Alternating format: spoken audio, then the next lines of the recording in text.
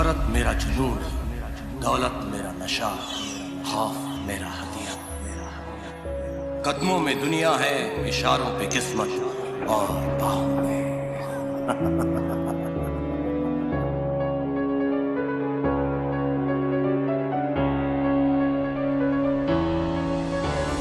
जिसको तू धंधा बोलता है ना, तू धंधा बोलता है, क्राइम में बोल, क्राइम में। धंधा बंद कर ले, धंधा बंद कर ले, वरना सांस लेना भी मुश्किल, सांस लेना भी मुश्किल। आज तक गोवा में कोई पैदा नहीं हुआ जो मुझ पे हाथ डाल सके।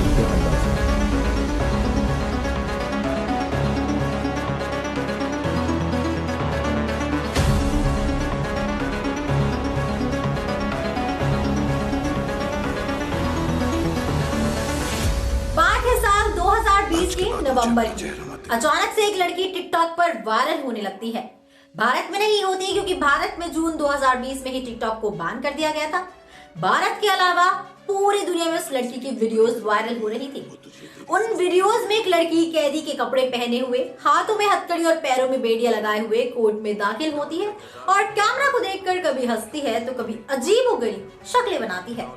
उसकी जो ओरिजिनल वीडियो थी वो करीब 7 साल पुरानी, यानी कि साल 2013 की थी। नवंबर 2020 में लोगों ने उसकी इस वीडियो के साथ टिकटॉक वीडियोस बनाना शुरू कर दिया था।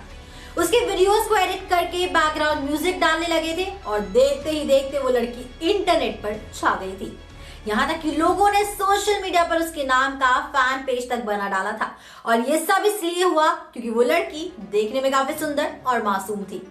इस लड़की का नाम है इजाबेला, जो कि अपनी माँ युनमी और सौतेले पिता के साथ अमेरिका के औरोरा शहर में रहा करती थी।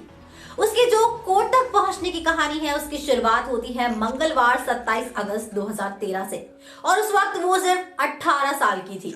उस शाम इजाबेला की माँ अपने स्टूडियो से काम खत्म करके वापस अपने घर आ रही थी, मगर जैसे ही उनकी कार उनके घर के पास पहुंची तो उन्होंने देखा कि एक लड़का उनकी खिड़की से कूदकर बाहर निकला है और लोहे की जाली को पार करके वहां से भाग गया।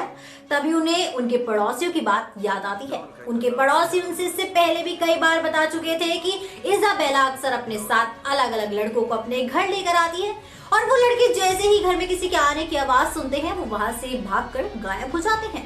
मगर उस वक्त उन्हें इन बातों पर यकीन नहीं हुआ था। वो गुस्से में अपने घर पर जाती हैं और इजाबेला से बात करने लगती हैं, जिस पर वो उल्टा उन्हीं पर चिल्लाने लगती है और उसका गुस्सा इतना बढ़ गया था कि उसने अपनी माँ के ऊपर थूक दिया था और वो वहां से चली गई। इजाबेला का ये व्यवहार देखकर उसकी माँ इतना घबरा गई थी कि उन्हें अब पूरी रात नींद नहीं आ रही थी। दरअसल इजाबेला बचपन से ही काफी गुस्से वाले नेचर की थी और जब उसके माता पिता ने डाइवोर्स लिया था तब से उसका गुस्सा 7वें आसमान पर रहा करता था। अगले दिन जब इजाबेला की माँ उठी तो उन्हें अपने फोन पर एक मेल दिखा जो इजाबेला ने रात में उन्हें भेजा था और उसमें लिखा हुआ था यू विल पे। अब इसे पढ़ने के बाद उसकी माँ इतना डर गई थी कि उसने पुलिस को बुला लिया था।